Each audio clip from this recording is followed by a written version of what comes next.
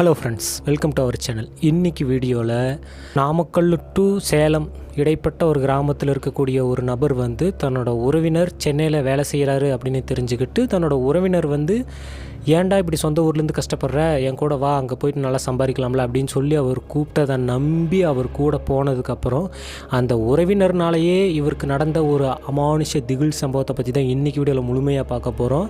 அந்த உறவினர் பண்ண ஒரு செய்வினை காரணத்தினால இவரோட குடும்பமே கதிகலங்கி போன ஒரு அமானுஷ திகில் சம்பவம் அப்படின்னு சொல்லலாம். இந்த சம்பவத்தினால தன்னோட தாயோட உயிரையே பறிகொடுத்த ஒரு துயர சம்பவம்னு சேர்த்து சொல்லலாம். ஸோ இந்த வீடியோ மறக்காமல் மிஸ் பண்ணாமல் கடைசி வரைக்கும் பாருங்கள். வீடியோ இன்ட்ரெஸ்டிங்காகவும் சுவாரஸ்யமாகவும் திகிலாகவும் இருக்கும். இப்போ வாங்க வீடியோக்குள்ளே போகலாம். அதுக்கு முன்னாடி நீங்கள் நம்ம சேனலுக்கு புதுசாக இருந்தீங்கன்னா மறக்காமல் சப்ஸ்கிரைப் பண்ணி பெல் ஐக்கான ஆளில் போட்டு வச்சுங்க. அப்போ தான் நம்ம போடக்கூடிய இந்த மாதிரி அமானுஷ்யமான சம்பவங்கள் உங்களுக்கு நோட்டிஃபிகேஷனாக வந்து சேரும். அது மட்டும் இல்லாமல் உங்கள் லைஃப்பில் இந்த மாதிரி ஏதாவது கோஸ்ட் சம்பவம் நடந்துருந்துச்சுன்னா அதை நீங்கள் நமக்கு ஷேர் பண்ணணும் அப்படின்னு நினச்சிங்கன்னா டிஸ்கிரிப்ஷனில் இன்ஸ்டாகிராம் ஐடி இருக்கும். அதில் போய்ட்டு நீங்கள் வாய்ஸ் மெசேஜை நமக்கு ஷேர் பண்ணி விட்டுறலாம். அடுத்தடுத்த வீடியோக்கள் அதை பற்றி நம்ம பேச ஆரம்பிக்கலாம். இப்போ வாங்க இந்த சம்பவத்துக்குள்ளே போகலாம். அதாவது வந்து பார்த்துட்டிங்கன்னா, இந்த கூட இருந்தே குழி பறிக்கிறது அப்படின்னு சொல்லி ஒரு சம்பவத்தை நீங்கள் கேள்விப்பட்டிருப்பீங்க.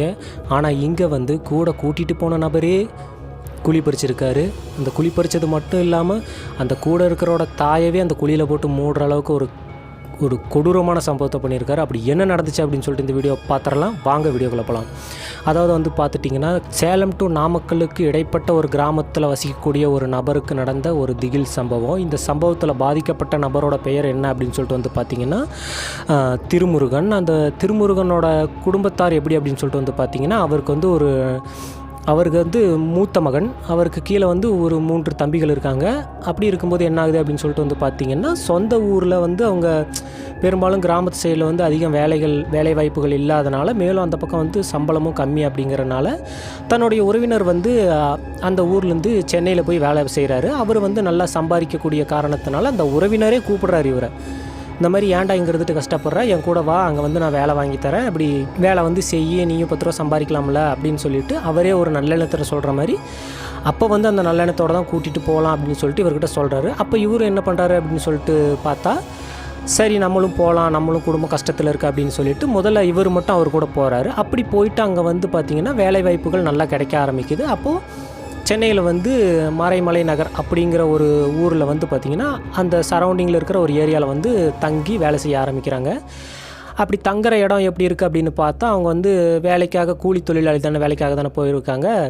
அப்படி இருக்கும்போது அங்கே இருக்கக்கூடிய சில காலி இடங்கள் இருக்கும் பார்த்திங்களா, அந்த உரிமையாளர்கிட்ட கேட்டு அங்கே வந்து இந்த கொட்டகை மாதிரி போட்டு அதில் வந்து குடியிருக்க ஆரம்பிக்கிறாங்க.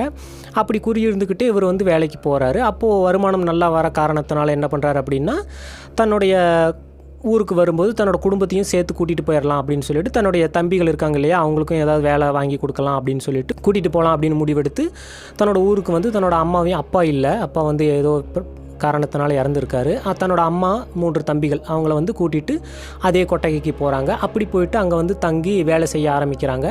அப்படி இருக்கும்போது சில காலகட்டத்தில் என்ன ஆகுது அப்படின்னு சொல்லிட்டு பார்த்தா, தன்னை கூட்டிகிட்டு வந்தார் பார்த்திங்களா உறவினர், அந்த உறவினரை விட இவருக்கு வந்து கொஞ்சம் வேலைகள் அதிகமாக கிடைக்க ஆரம்பிக்குது. தன்னோட தம்பிகள் 3 பேரில் வந்து ஒரு சின்ன தம்பி மட்டும்தான் அம்மா கூட இருக்கா. அப்படி இருக்கும்போது இந்த மீதி 2 தம்பிகள் வந்து இவர் கூட வேலைக்கு போக ஆரம்பிக்கிறாங்க. அந்த 3 பேரும் போய் வருமானம் ஈட்டும்போது வந்து பார்த்திங்கன்னா, அந்த மனிதருக்கே உரிய ஒரு எண்ணம் வந்து இந்த உறவினருக்கு வர ஆரம்பிக்குது. அப்படி வருது அப்படின்னு பார்த்தோம்னா, பொறாமை குணம் வர ஆரம்பிக்குது.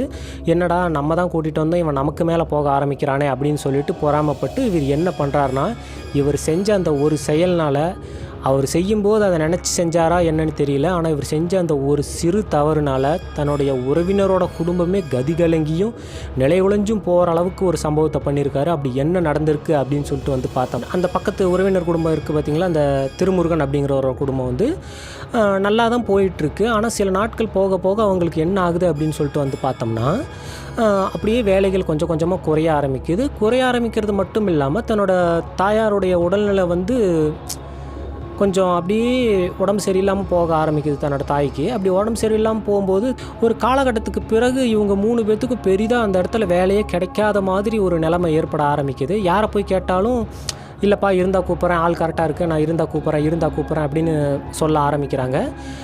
அப்படி இருக்கிற காலகட்டத்தில் தன்னோட தாயோட உடல்நிலையும் ரொம்ப மோசமே அவங்க வந்து படுக்க அப்படிங்கிற மாதிரி நிலைமைக்கு தள்ளப்படுறாங்க. அப்படி இருக்கும்போது இந்த பெரிய அண்ணன் வந்து என்ன ஆகுறாரு, அவர் வந்து ரொம்ப ஒரு தங்கமான மனிதர் அப்படின்னு சொல்லலாம். எந்த கெட்ட பழக்கமும் இல்லை. அப்படி இருக்கும்போது இவர் என்ன பண்ணுறாரு, அந்த கூட இருக்கிற உறவினரே என்ன பண்ணுறாரு அப்படின்னா, ஏன்டா இப்படி சோகமாக இருக்க அப்படின்னு கேட்கும்போது வந்து இந்த மாதிரி வேலையே கிடைக்க மாட்டேங்குதுப்பா, அப்படி இல்லாமல் எங்கள் அம்மாவுக்கு வேறு உடம்பு ரொம்ப சரியில்லாமல் போகுது. இதுக்கு அந்த உறவினர் பக்கத்திலே தான் இருக்கார், பக்கத்திலே இருந்துட்டு பார்த்துக்கிட்டு தான் இருக்கார் எல்லாத்தையும். அப்படி இருக்கும்போதுமே தெரியாத மாதிரி கேட்குறாரு. பண்ணதே முழுக்க முழுக்க காரணம் இவர் தான், இருந்தாலும் தெரியாத மாதிரி நமக்கு தெரியக்கூடாது அப்படிங்கிற மாதிரி தெரியாத மாதிரி கேட்குறாரு. அப்படி கேட்கும்போது திருமுருகன் வந்து சொல்ல ஆரம்பிக்கிறாரு, இந்த மாதிரி ஆயிடுச்சுப்பா, என்ன வேலை இப்படி ரொம்ப டல்லாக இருக்குது, ஆரம்பத்தில் நல்லா இருந்த மாதிரி இருந்துச்சு, இப்போ இப்படி இவ்வளோ மோசமாக இருக்குது அப்படின்னு சொல்ல ஆரம்பிக்கிறாரு. அப்படி இருக்கும்போது அவர் அந்த உறவினர் என்ன சொல்கிறாருன்னா, சமாதானம் சொல்கிற மாதிரி, ஆரம்பத்தில் எனக்கு அப்படி தாண்டா இருந்துச்சு, போக போக நம்மளும் 4 பேர்த்த பழகும்போது வேலை கிடைக்க ஆரம்பிச்சிரும் அப்படின்னு சொல்ல ஆரம்பிக்கிறாரு. சரி அப்படின்னு சொல்லிட்டு இந்த திருமுருகன் என்ன பண்ணுறாருனா, சரி அப்படின்னு சொல்லிட்டு மனசு ரொம்ப கஷ்டமாக இருக்குது, கோயிலுக்காவது போயிட்டு வரும் அப்படின்னு சொல்லிட்டு அந்த மரமலை நகர் அப்படிங்கிற அந்த சரௌண்டிங்கில் இருக்கிற கிராமத்தில் தான் இவர் இருக்கார். அந்த கிராமத்துக்கு பக்கத்தில் இருக்கக்கூடிய ஒரு கோயிலுக்கு வந்து சரி சாமி கும்பிட்டு வரலாம் அப்படின்னு சொல்லிட்டு இவர் போகிறாரு. அப்படி போயிட்டு கோயிலில் உட்காந்துட்டு யோசிச்சுக்கிட்டே இருக்கார். அப்படி யோசிச்சுக்கிட்டே இருக்கும்போது என்ன ஆகுது அப்படின்னு சொல்லிட்டு வந்து பார்த்திங்கன்னா, அங்கே வந்து அந்த கோயிலுக்குள்ளே வேலை செய்யக்கூடிய ஒரு துறவி மாதிரி ஒருத்தர்னு வச்சுக்கோங்களேன். அவர் என்ன பண்ணுறாரு அப்படின்னா, அந்த திருமுருகன் உட்காந்துருக்கிறத அவரும் அங்கே வந்து உட்காந்துருக்காரு. அந்த துறவிங்கிறவர் வந்து அங்கே உட்காந்துருக்காரு. அப்படி உட்காந்துருக்கிறவர் திருமுருகனையே பார்த்துக்கிட்டு இருக்காரு. பார்த்துட்டு இருந்துட்டு கொஞ்சம் நேரம் கழித்து என்ன பண்ணுறாரு அப்படின்னா, திருமுருகன் பக்கத்தில் வராரு. வந்துட்டு என்னப்பாச்சு, ஏன் இவ்வளோ சோகமாக இருக்குது அப்படின்னு கேட்கும்போது, இந்த மாதிரி ஆயிடுச்சுங்கய்யா, என்னாச்சுன்னே தெரில, எங்கள் அம்மாவுக்கு இருந்தாப்புல இந்த மாதிரி உடல்நிலை சரியில்லாமல் போய் அவங்க கடைசியில் படுத்த படுக்கையே ஆகிட்டாங்க. அது மட்டும் இல்லாமல் ஆரம்பத்தில் வந்து எங்களுக்கு நல்லா இங்கே வந்து தங்கி வேலை கிடச்சிட்டு இருந்துச்சு, இப்போ வந்து பெருசாக வேலையே கிடைக்கிறதில்ல, அதான் மனசு ரொம்ப கஷ்டமாக இருக்குன்னு கோயிலுக்கு வந்தேன் அப்படின்னு இவர் காரணத்தை சொல்லும்போது, அந்த துறவி என்ன சொல்கிறாருன்னா, இது சாமி கிமி அப்பப்போ பார்க்குற பழக்கம் உண்டா, இல்லை குலதெய்வ கோயிலுக்கு போகக்கூடிய வழக்கங்கள் அதிகம் உண்டா அப்படின்னு கேட்குறாரு. இப்படி கேட்கும்போது திருமுருகனுக்கு லைட்டாக ஸ்ட்ரைக் ஆகுது. என்னென்னா, அவங்க சொந்த ஊரில் இருக்கும்போது வந்து அடிக்கடி வந்து குலதெய்வ கோயிலுக்கு போயிட்டு வர்றது, அர்ச்சனை பண்ணுறது, எப்போயுமே வந்து பார்த்திங்கன்னா நம்ம வந்து அடிக்கடி நம்ம குலதெய்வ கோயிலுக்கோ இல்லை மற்ற எந்த கோயிலுக்கு போயிட்டு வந்தாலுமே நல்ல ஸ்தலங்களுக்கு போயிட்டு வரும்போது ஒரு குட் வைப்ரேஷன் வரும்னு வச்சுக்கோங்க. அந்த மாதிரி ஒரு இது இருக்கும். அப்போ வந்து கிராமத்தில் இருக்கும்போது அவர் அடிக்கடி பக்கம் தானே, சொந்த குலதெய்வ கோயில் பக்கம் தானே அப்படிங்கிறனால அவர் போயிட்டு வந்துட்டு இருந்திருக்காரு.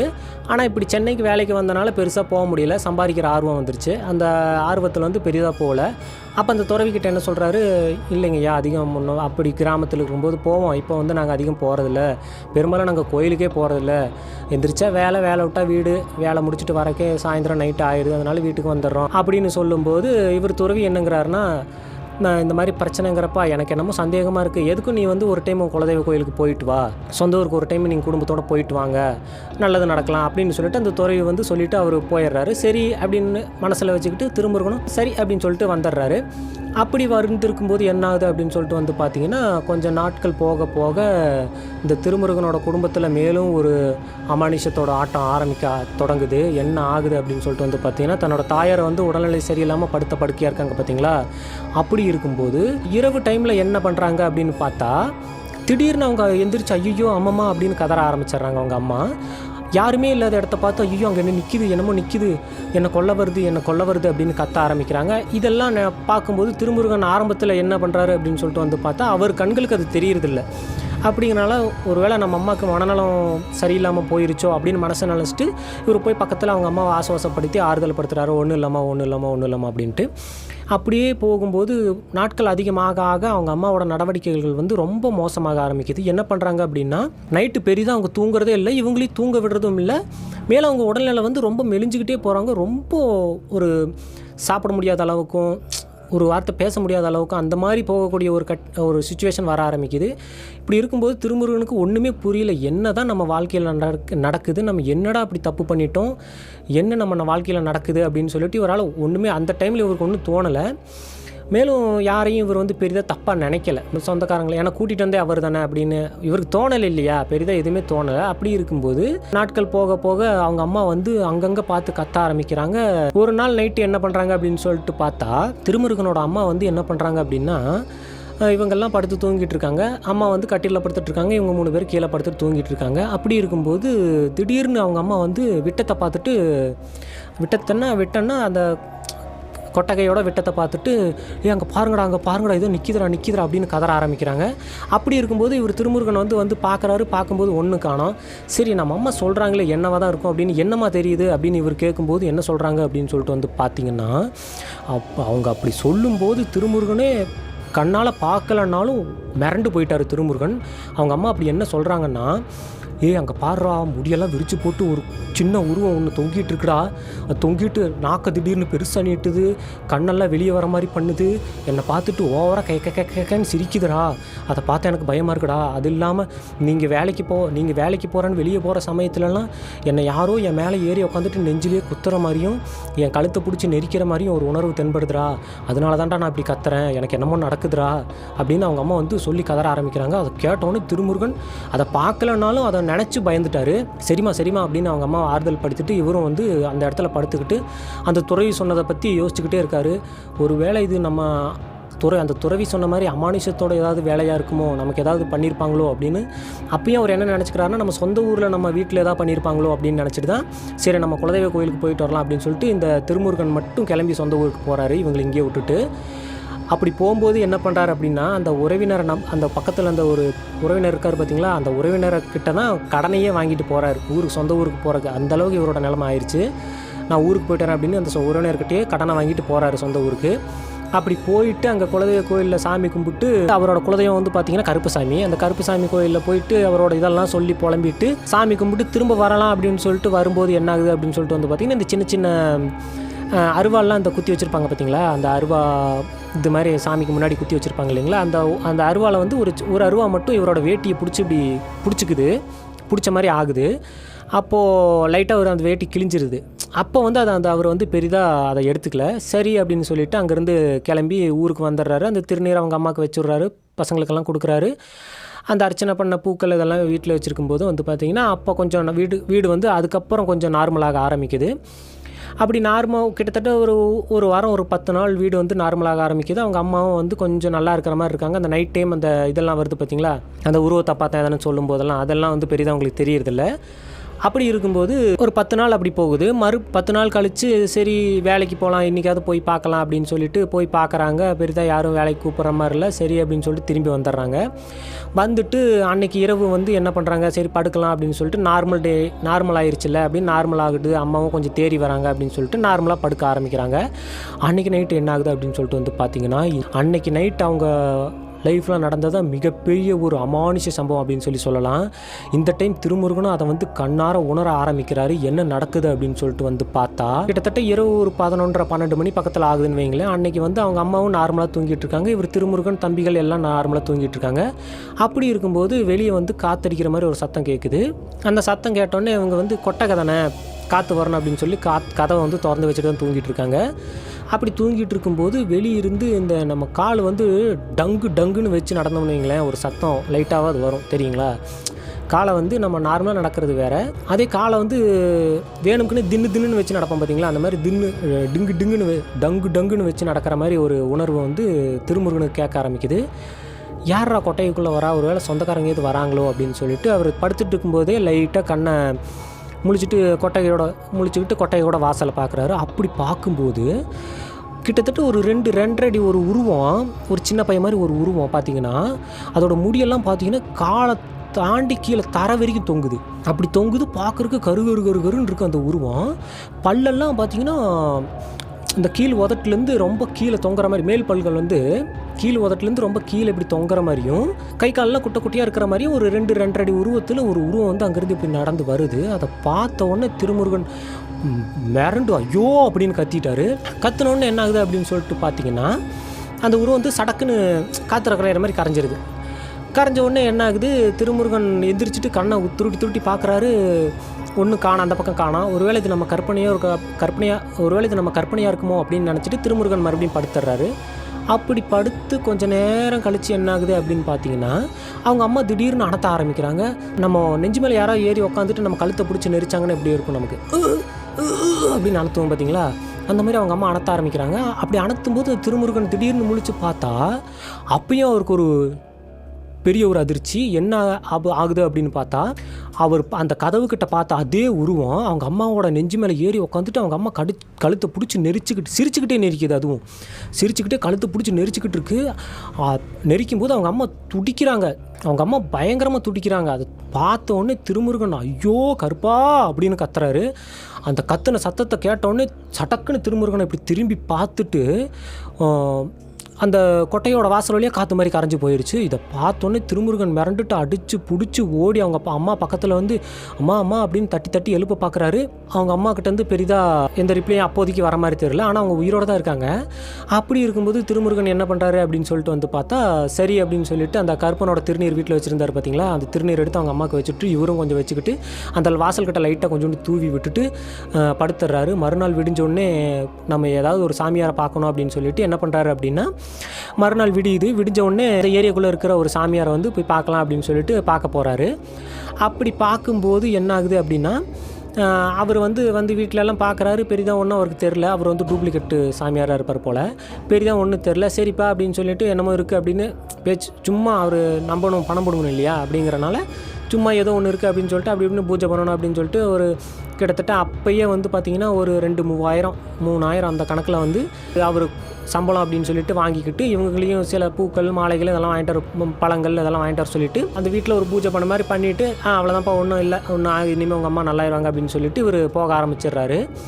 அதுக்கப்புறம் சரி திருமுருகனும் சரி நமக்கு நல்லது நடக்கும் அப்படின்னு நம்பிட்டு, பெரும்பாலும் நம்மளாக இருந்தாலும் நம்புவோம் இல்லைங்களா, நம்ம கண்ணுக்கு தெரியாது நமக்கு மீறின ஒரு சம்பவம் நடக்கும்போது வந்து பார்த்திங்கன்னா அந்த மாதிரி ஆட்கள் பண்ணும்போது அதை நம்ம நம்பி தானே ஆகணும் அப்படின்னு நம்பிட்டு இவரும் சரி அப்படின்னு விட்டுறாரு. அதுக்கு அடுத்த நாள் என்ன ஆகுது அப்படின்னு வந்து பார்த்திங்கன்னா, இன்றைக்கி நைட்டும் அவங்களுக்கு தொடர்ச்சியாக அந்த அமானுஷ்யங்கள் ஏன் இப்போ இந்த டைமில் நடக்குது அப்படின்னு தெரியல. ஆனால் தொடர்ச்சியாக அவங்க லைஃப்பில் வந்து அமானுஷ விஷயங்கள் நடக்க ஆரம்பிக்குது. என்ன ஆகுது அப்படின்னு சொல்லிட்டு வந்து பார்த்தா திருமுருகன் வழக்கம் போல் தூங்கிட்டு இருக்காரு. அவங்க அம்மாவும் தூங்கிட்டு இருக்காங்க. அப்படி இருக்கும்போது திடீர்னு அவங்க அம்மா ஐயோ அம்மா அப்படின்னு கத்துறாங்க. என்னடா அப்படின்னு திருமுருகன் திரும்பி பார்த்தா அங்கே பாடுறா விட்டத்தில் தொங்கிட்டு மறுபடியும் சிரிக்குதுடா. அன்றைக்கி பார்த்தா அதே உருவம் தான்டா, அதை பாருடா அப்படின்னு அவங்க அம்மா சொல்கிறாங்க. இப்போ திருமுருகன் பார்க்கும்போது அந்த உருவம் தத்ரூபமாக அவர் கண்ணுக்கு தெரியுது. என்ன பண்ணுது அப்படின்னு சொல்லிட்டு வந்து பார்த்தா அந்த விட்டத்தோட குச்சியில் வந்து பிடிச்சிக்கிட்டு தொங்கிக்கிட்டு அவங்க அம்மாவை பார்த்து காலை ஆட்டிக்கிட்டு சிரிக்கிறது மட்டும் இல்லாமல் அந்த நாக்கு அப்படியே கிட்டத்தட்ட அதோட கால் வரைக்கும் நீட்டி காமிக்குது. அப்புறம் அந்த கண்களை வந்து பயங்கரமாக விரைச்சி காமிக்குது. இதோட கான்செப்ட் என்ன அப்படின்னு வந்து பார்த்தீங்கன்னா, கொல்றது மட்டும் இல்லாமல் பயமுறுத்தி கொள்ளணும், ஒரு உயிர் பயத்தை வர வச்சு கொள்ளணும் அப்படிங்கிற ஒரு சம்பவத்தை தான் அந்த இடத்துல அது வந்து அரங்கேற்றிட்டு இருந்திருக்கு. இதை பார்த்தோன்னே திருமுருகன் மிரண்டு போனாலும் தன்னோட அம்மாவை காப்பாற்றி ஆகணுமே அப்படின்னு சொல்லிட்டு கருப்பா அப்படின்னு மனசுக்குள்ளே நினச்சிக்கிட்டு ஓடி போய் வேகமாக அந்த திருநீர் எடுத்துகிட்டு வந்துட்டு அந்த உருவம் தெரிகிற இடத்துல ஃபூனு ஊதி விட்டுறாரு. அப்படி ஊதி விட்டோன்னா அது வந்து அப்படின்னு ஒரு மாதிரியான ஒரு சத்தம் எழுப்பிட்டு அந்த வாசல் வழியாக போக ஆரம்பிச்சிருது. இதை பார்த்தோன்னே திருமுருகன் மிரண்டு போயிட்டார். அதுக்கப்புறம் தான் அவருக்கு திருமுருகனுக்கு தெரிஞ்சிருக்கு, ஆனால் அந்த உருவம் இன்னும் நம்மளை விட்டு போகலை, அந்த பூசாரி நம்மளை ஏமாற்றிட்டார் அப்படின்னு சொல்லிட்டு என்ன பண்ணுறாரு அப்படின்னா, மறுபடியும் தன்னோட குலதெய்வ மறுபடியும் என்ன பண்ணுறாருன்னா அந்த துறவிக்கிட்டே போகிறார். அந்த கோயிலில் 10 துறவி இருக்கார் பார்த்தீங்களா, அவர்கிட்டயே போய் கேட்போம், அவர் தான் நமக்கு ஃபஸ்ட்டு இதை சொன்னதே அவர் தானே அப்படின்னு சொல்லிட்டு அவர் துறவிக்கிட்டே போக ஆரம்பிக்கிறாரு. அப்படி போகும்போது அந்த துறவி என்ன பண்ணுறாரு அப்படின்னா, இந்த மாதிரி விஷயங்கள்லாம் எங்கள் வீட்டில் நடக்குதுங்க ஐயா அப்படின்னு சொல்லும்போது, அப்படி நடக்குதாப்பா, நான் ஏற்கனவே நினச்சேன்ப்பா, உன் முகத்தை பார்க்கும்போது எனக்கு தெரிஞ்சது, நான் நினச்சேன் அப்படின்னு சொல்லிட்டு அந்த துறவி என்ன பண்ணுறாருனா அவர் ஒரு ஐடியா சொல்கிறாரு. என்ன சொல்கிறாரு அப்படின்னா, நீ இருக்கிற ஏரியாக்குள்ளேயே ஒரு, அதாவது அவர் திருமுருகன் இருக்கிற ஏரியாவிலேருந்து கொஞ்சம் தள்ளி ஒரு கருப்பன் கோயில் இருக்குது. சேம் ஒரே மாதிரி தான் வைங்களேன், ஒரு குலதெய்வ கோயிலும் அதுவும் ஒன்று தான் வைங்களேன், அந்த மாதிரி இருக்குது. ஆனால் திருமுருகன் புதுசாக அந்த இடத்துக்கு வந்தனால அவருக்கு தெரில. இவர் என்னங்கிறாரு அப்படின்னா, அந்த கருப்பன் கோயிலில் வெள்ளிக்கிழமை வந்து பூஜை பண்ணுவாங்க, அன்னைக்கு நீ அங்கே போ, அப்போது உனக்கு ஏதாவது நல்லது நடக்கலாம் அப்படின்னு சொல்லிட்டு துறை வந்து ஒரு ஐடியாவை கொடுக்குறாரு. இதை கேட்டுட்டு இவர் திருமுருகன் என்ன பண்ணுறாரு அப்படின்னா, சரி அப்படின்ட்டு வந்து அந்த வெள்ளிக்கிழமை அன்னைக்கு வந்து திருமுருகன் அந்த கோயிலுக்கு நார்மலாக போகிறாரு. சரி போயிட்டு சாமி கேட்கலாம் அப்படிங்கும்போது வந்து பார்த்திங்கன்னா, அந்த கோயிலோட பூசாரி வந்து அவருக்கு வந்து அன்றைக்கி பூஜை பண்ணுறாங்க இல்லைங்களே, அந்த பூஜை பண்ணனால அருள் இறங்கிட்டு அருவை எடுத்துகிட்டு பயங்கரமாக ஆடுறாரு. அப்படி ஆடிட்டு இருக்கும்போது என்ன ஆகுது அப்படின்னு பார்த்தீங்கன்னா, அந்த திருமுருகன் அங்கே சரி சாமி கும்பிடலாம் அப்படின்னு சொல்லிட்டு இவர் என்ன பண்ணுறாருன்னா, போய் முதல்ல அந்த கருவறையில் இருக்கிற சாமியை கும்பிடலாம் அப்படின்னு, பூசாரி வந்து வெளியே சாமி ஆடிக்கிட்டு இருக்காரு, கோயில் விட்டு கருவறையிலேருந்து கொஞ்சம் வெளியே. இவர் திருமுருகன் சரி ஃபஸ்ட்டு போய் சாமி கும்பிட்டு வரலாம் அப்படின்னு சொல்லிட்டு உள்ளே போயிட்டு கருப்பா அப்படின்னு சாமி கும்பிட போகிறாரு. அப்போ இங்கே வெளியே நிற்கிற பூசாரி வந்து, டேய் நான் இங்கே நிற்கிறேன்டா, அங்கே என்னடா பார்க்குற, அங்கே யாரடா கும்பிட போகிற, நான் இங்கே நிற்கிறேன்டா, நீ என்ன தேடி வந்திருக்கணும்டா, இத்தனை நாள் தள்ளி போட்டதே தப்புடா, இங்கே வாடா அப்படின்னு சொல்லிட்டு பயங்கரமாக கத்துறாரு.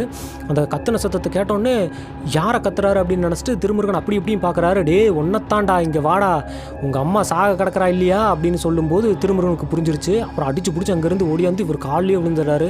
சாமி நான் யாருக்கும் எந்த தப்பும் பண்ணல சாமி, எனக்கு என்ன ஆகுதுன்னே தெரியல, இது என்னன்னு நீ தான் சாமி பார்த்து சொல்லணும் அப்படின்னு சொல்லும்போது, உன் பக்கத்தில் ஒருத்தருக்கானே அவன் தாண்டா இதுக்கெல்லாம் காரணம், அவனை கூட்டிகிட்டு வாங்கடா, அவன் தாண்டா இது எல்லாத்தையும் பண்ணவன் அப்படின்னு சொல்லிட்டு பயங்கரமாக கத்துறாரு.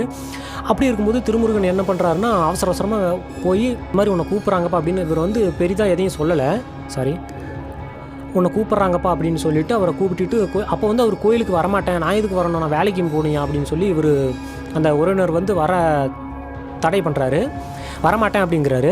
அப்படி இருக்கும்போது திருமுருகன் வந்து போயிட்டு சரி வாயா என்ன தான் சொல்கிறாங்கன்னு தெரியல, வந்து பார்த்துட்டு போயா அப்படின்னு சொல்லிட்டு கூட வந்து அந்த கோயிலில் இருந்த 2 பேரும் வந்தனால வந்தாகணும், நீ சாமி கூப்பிடுறது வரமாட்டம்பியா அப்படின்னு மிரட்டி கூப்பிடுவோம். சரி அப்படின்ட்டு வந்துடுறாரு. வந்தோடனே அவர் வந்தோடனே இந்த பூசாரி உடம்புல இருக்கிற கருப்பன் வந்து பயங்கரமாக முறைக்கிறார். அவரை பார்த்தோன்னே கெட்ட வார்த்தையில் தான் திட்டலன்னு வைங்களேன், அப்படி அவ்வளோ ஆக்ரோஷமாக பார்த்துட்டு, நீ எல்லாம் ஒரு மனுஷ பிறவியாடா, நீ எல்லாம் இப்படி ஒரு உன்னை நம்பி வந்த ஒரு சொந்தக்காரனுக்கு நீ இப்படி பண்ணலாமாடா அப்படின்னு சொல்லிட்டு பயங்கரமாக திட்டுறாரு. அப்படி திட்டும்போது இவர் திருன்னு முழிக்கிறாரு. இருடா அவன் வாயால் சொல்ல வைப்பான்டா, அவனை நான் சொல்ல வைப்பேன்டா அப்படின்னு சொல்லிட்டு அந்த இடத்துல உட்காந்து என்ன பண்ணுறாருன்னா அவரை முட்டி போட வச்சு அந்த இடத்துல இந்த பூசாரி வந்து ஒரு பூஜையை பண்ண ஆரம்பிக்கிறாரு. அந்த பூஜை பண்ணும்போது என்ன ஆகுது அப்படின்னு வந்து பார்த்திங்கன்னா, அந்த இவர் ஏவி விட்ட உருவம் வந்து இவர் உடம்புக்குள்ளேயே இறங்க ஆரம்பிக்குது.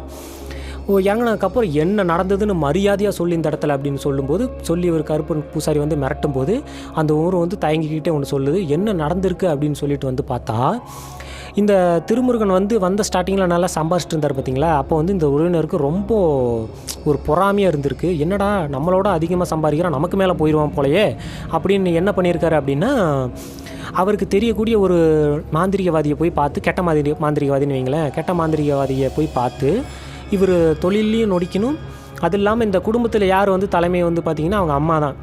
இவங்க சம்பாதிச்சிட்டு வர பணமாகட்டும், அவங்களுக்கு சாப்பாடு செஞ்சு போகிறதாகட்டும், எல்லாமே வந்து ஒரு முக்கியமான நபராக இருந்து பார்த்துக்கிறது அவங்க அம்மா தான்.